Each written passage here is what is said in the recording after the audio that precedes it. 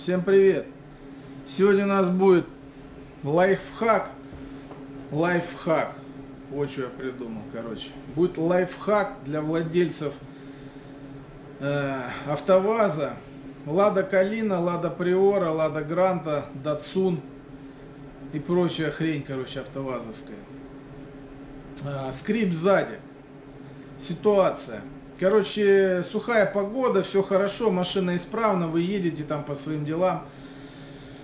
И сзади слышно какие-то звуки, скрипы, что-то поскрипывает, такое на кочках, переваливается машина, что-то там поскрипывает, то слева, то справа, то сзади.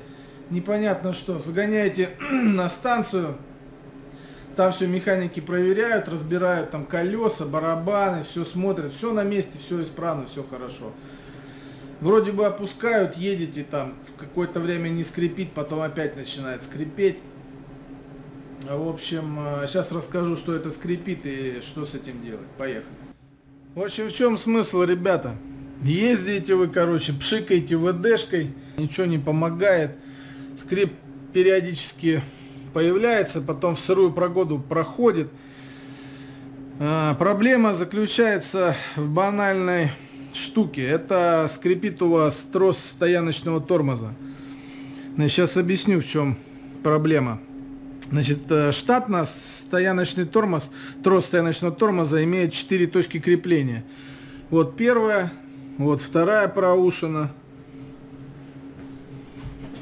вот третья, не знаю, сейчас посвечу, может не видно, третья проушина и вот там четвертая.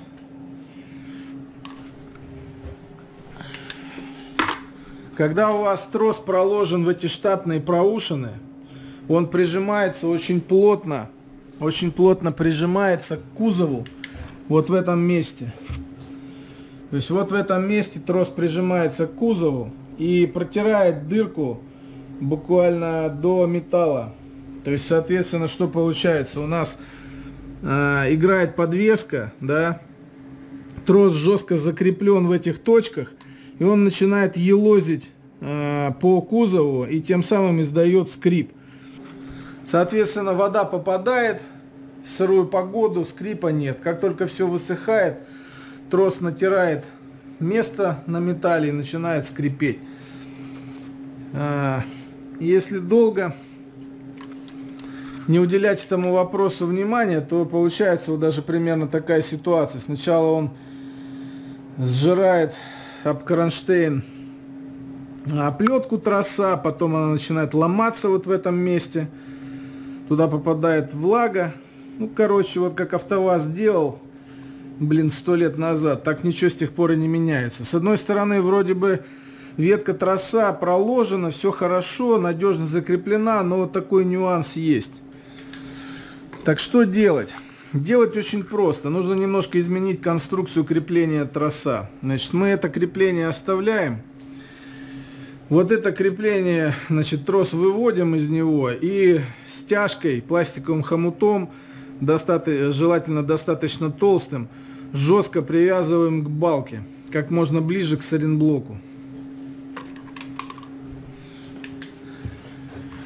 С этого крепления мы тоже снимаем трос, опускаем его ниже, тем самым он отходит от кузова, перестает его касаться.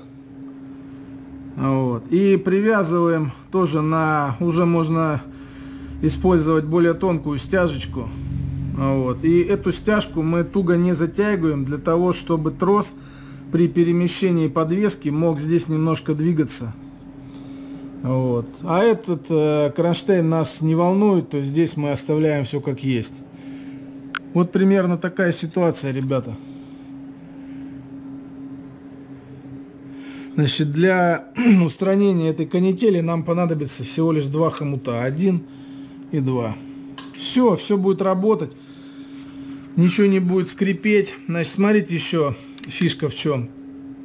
Когда все это дело проложено штатно, то трос вот в этом месте начинает лопаться. То есть, грубо говоря, рубашка троса лопается. Ничего страшного в этом нет, пока туда не попало много грязи и влаги. То есть, что вы делаете? Вы просто очищаете рубашку троса, берете изоленту и изолируете, чтобы туда не попадала влага. И потом вот таким вот способом крепите. Видите, здесь уже нету такого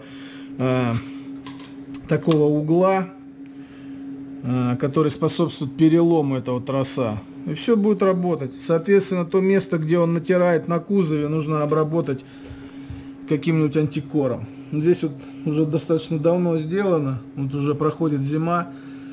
Ничего нигде не вылезло. Все работает, все хорошо.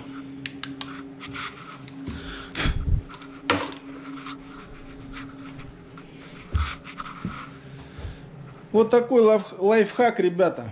Короче, если вам помог этот способ, ставьте лайк, подписывайтесь на канал, делитесь с друзьями и не забывайте в комментариях написать, скрипит у вас сзади, помог вам способ или нет. Все, бай.